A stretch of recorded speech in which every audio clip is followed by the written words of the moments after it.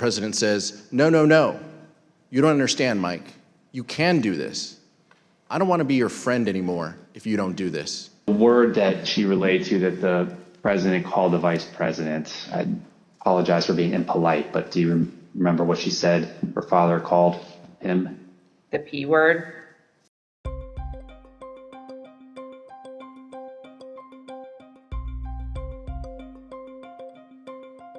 We were told that a call had come in from the president. The vice president stepped out of the room to take that call, and no staff went with him. Somebody called me and said that the family and others were in the Oval, and do I want to come up? So I went upstairs. And who do you recall being in the Oval Office? Don Jr., Eric, Laura, Kimberly, I believe Meadows was there. At some point, Ivanka came in. It wasn't a specific, formal discussion. It was very sort of loose and casual. So then you said at some point there's a telephone conversation between the president and the vice president, is that correct? Yes. When I entered the office the second time, he was on the telephone with who I later found out to be was the vice president. Could you hear the vice president or only hear the president's end? Only heard the president say. And at some point it started off as a calmer tone and everything, and then became heated. The conversation was pretty heated. I think till it became somewhat, louder tone. I don't think anyone was paying attention to it initially. Did you hear any part of the phone call, even if just the end that the president was speaking from? I did, yes. All right, and what did you hear? So as I was dropping off the note, I remember hearing the word wimp. Either he called him a wimp.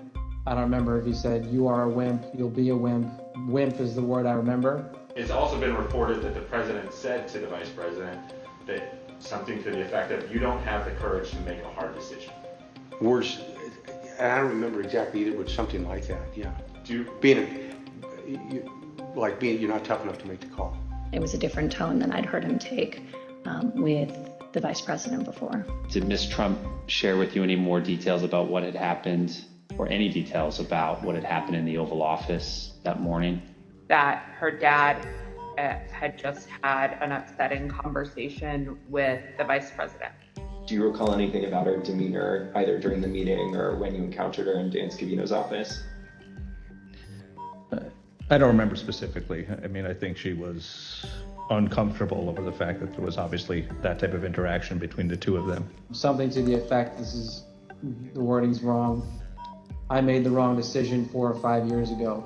And the word that she relayed to that the president called the vice president, I apologize for being impolite, but do you remember what she said her father called him? The P word. Here is what the president said on January 6th after his call with Vice President Pence. I hope Mike is going to do the right thing. I hope so. I hope so. Because if Mike Pence does the right thing, we win the election. All Vice President Pence has to do is send it back to the states to recertify. And we become president, and you are the happiest people. I just spoke to Mike. I said, Mike, that doesn't take courage. What takes courage is to do nothing. That takes courage. And then we're stuck with a president who lost the election by a lot, and we have to live with that for 4 more years. We're just not going to let that happen. And Mike Pence is going to have to come through for us. And if he doesn't, that will be a sad day for our country.